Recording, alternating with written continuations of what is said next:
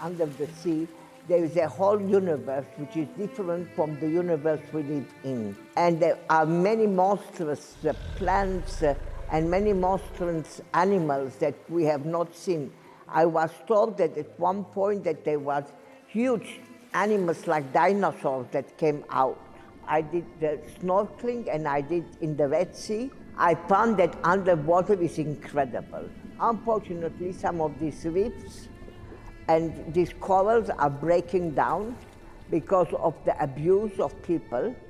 But I wouldn't say that the climatic changes is only in our time. It has happened in history. It's like the world became a glacier, the age of glaciers, and then eventually the land became more inhabited. You know, for example, glaciers melted, but they found cities underneath, other phenomena. So things are rediscovered. It's not always boom.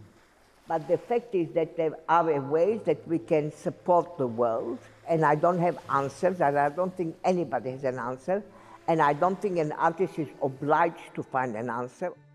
Boats have a history. There was the climate warming, the tides went pulled down, and this boat came out. And it was a salt boat. And it just shows how salt is so important. But I've read about the huge pieces that people carried. Brittany became part of France because of a marriage between the two kingdoms because of salt. And Octavius won the war over Cleopatra and Antony. He gave to his soldiers and his generals salt and oil. I mean, it's partly imaginary, partly real. We had done the two chess games that is now in the collection of Momok and in the collection of Tate Modern.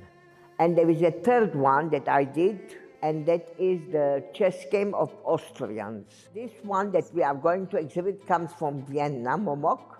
It is the politicians and the philosophers.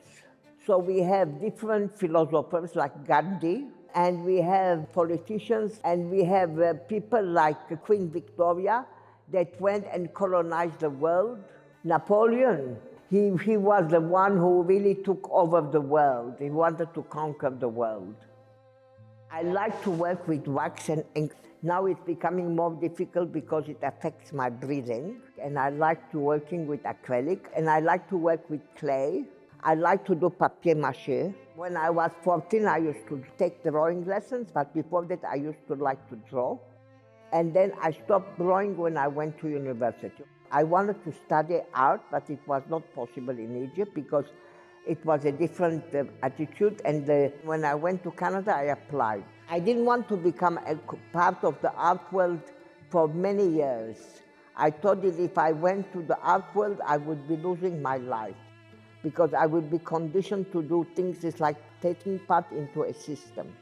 But now that I'm old, it's okay.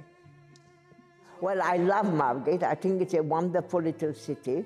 It makes it a little bit like a backdrop for a theater or a film. It's very nice. It's a nice place to be in.